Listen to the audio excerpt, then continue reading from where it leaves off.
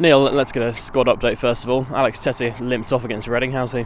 Yeah, he should be okay. He trained with us on Tuesday last. He was fine, so I'm not expecting any problems with him, which is good news. So he should be okay.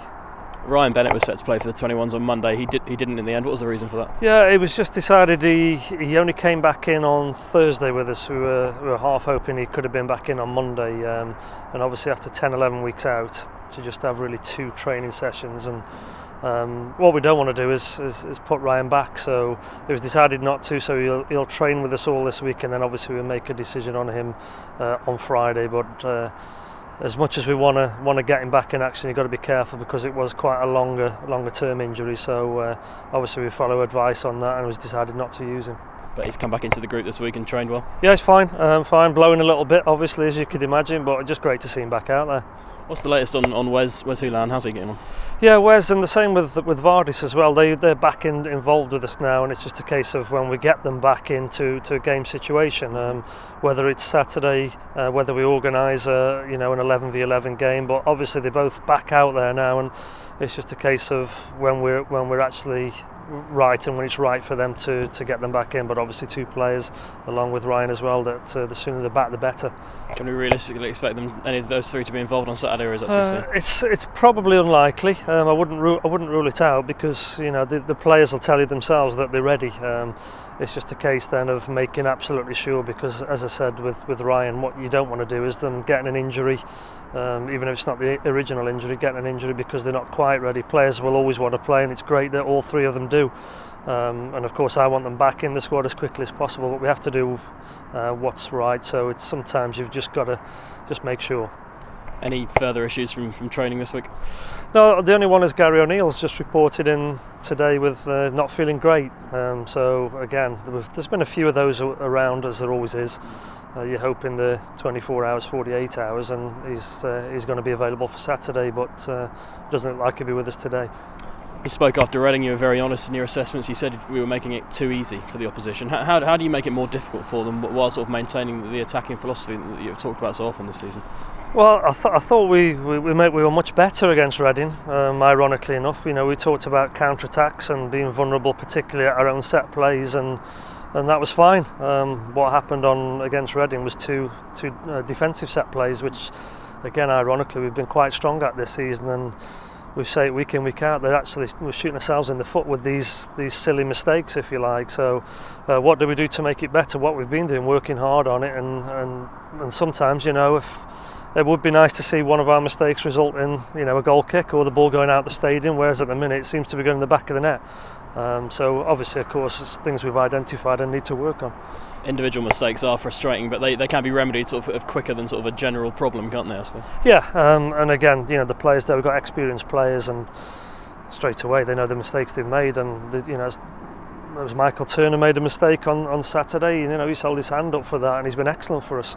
And many other players as well. As I say, it looks like every time we do make a mistake, we concede a goal.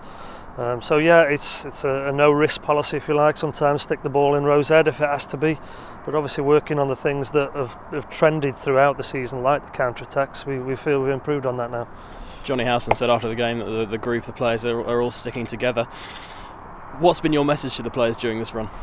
It's a cliche, the sticking together thing, but particularly when results aren't going well and the pressure's on, then it's certainly a philosophy to relish, really, because you have to. And it's been really pleasing to see the attitude and the togetherness of the players in the changing room and also on the training ground. And as I said, we're not a million miles away. Most of the performances this season have been relatively pleasing, apart from the mistakes that are costing us goals. So, that's the type of attitude you need as a group, not just to the players. It needs to come right through the staff, the whole club, supporters as well. As I said, I thought they were excellent with us on Saturday, and if you can maintain that, and if that's the case, then you've got the best possible chance of turning it round, which I feel we can. And you just want that win then to get you back off and running again. Gary Hooper's performance caught the eye. You must be delighted to have a fit and firing Gary Hooper back in the fold. Yeah, and that's absolutely the case. A fit and firing Gary Hooper is in the team. It's as simple as that, and I've said that all along, said that to him, and he's now proving that point. He had the injury, as we said. It took him a little bit of time, I felt, for him to get back to the levels we've seen him at now, and you know, he looks sharp, he looks lively, and he scores goals. But he always has done that. We've known that. So really pleased for him. You know, he's worked really hard. He's bided his time, and now he's in the team and scoring goals. On to this weekend. Not many people would have predicted Wigan where they are on the table, 23rd. Are you surprised? Yeah, a little bit surprised, because I think at the start of the season they might have been one of the teams that would have been probably about a dozen teams that would have been up there in the mix, and yeah, they've struggled to get the results. Obviously, change of manager, Malky going in there has given them a little bit of a boost. So yeah, I know the position they're in the table, but we're wary of them. But of course, as always, we'll be looking to win the game on Saturday. Have you had a chance to see what Malky has changed there, and what sort of game are you expecting up there? Yeah, we're pretty sure. We're pretty comfortable with what we feel they'll do, and they've got talented players. They've got players that can hurt you, but they've also got the weaknesses as well. And like I say, we need to stick to our guns with our attacking principles. But obviously, it's those individual errors we go back to, and the unnecessary goals that we're conceding, that we feel if we eliminate them, then we can result in winning games again. Into December now, people often say it's an important month in the season. Does that stand true for you as well?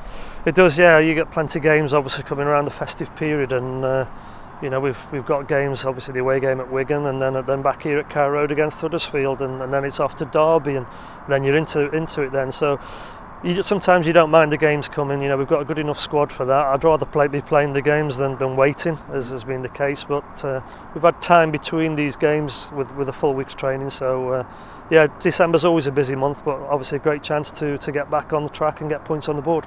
And finally, less than a month now until the January window. You said you were happy with your summer business. Is it in your mind at all that the transfer window reopens then? Yeah, of course. We've already started planning and looking, and you know, I think like every club, you know, if there's a deal to be done there, if there's a player you want is available, you go for it. There'll be.